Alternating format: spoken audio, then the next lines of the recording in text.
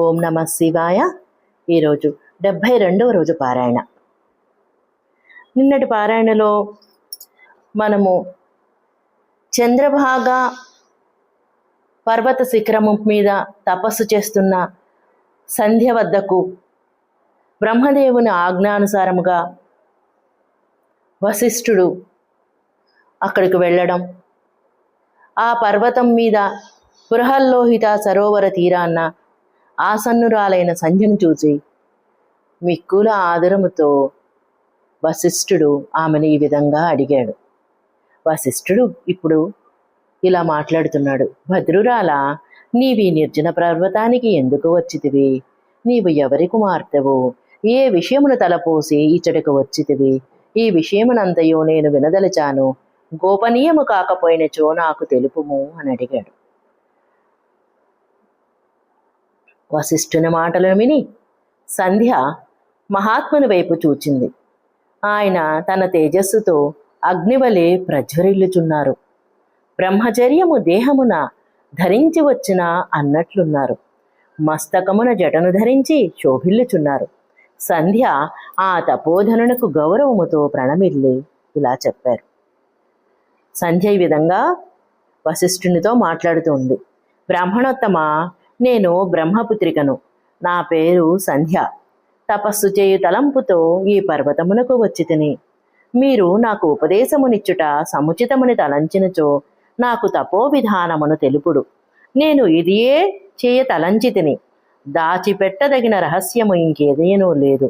నేను తపోభావమును దానిని చేయు విధానమును తెలుసుకొనకనే ఇచ్చటకు వచ్చాను. కనుక ఇట్టి చింతతో నేను శుష్కించిపోవుచున్నాను. నా హృదయము కంపించుచున్నది. బ్రహ్మవేత్తలలో శ్రేష్ఠుడు, స్వయముగా సకల కార్యములను ఎరిగినవాడు అగు వశిష్ఠుడు సంధ్య మాటలు విన్నారు. ఆయన ఆమెనింక ఏమీయును అడుగలేదు. ఆమె తన మనస్సులో తపమరణించుటకు దృఢమైన నిశ్చయమును కలిగి ఉండెను. అందులకు ఆమె మిగుల ప్రయత్నశీలి అయి ఉండెను. అప్పుడు వశిష్ఠుడు భక్తవత్సలుడు శంకరుని స్మరించి ఇలా చెబుతున్నాడు. శుభానన, గొప్ప మహిమాన్వితుడు, మిగుల తేజస్సంపన్నుడు, అందరకును పరమారాధ్యుడు, పరమాత్ముడు వగు శంభుదేవుని నీవు హృదయమునందు ధారణ చేయము. అది ఏ ఉత్తమము. గొప్ప తపస్సునకు ధర్మార్థ కామమోక్షములకు ఏకైక కారణమైనవాడు. త్రిలోకానికి ఆది సృష్టికర్త, అద్వితీయుడు, పురుషోత్తముడు అగు పరమశివుని భజింపుము.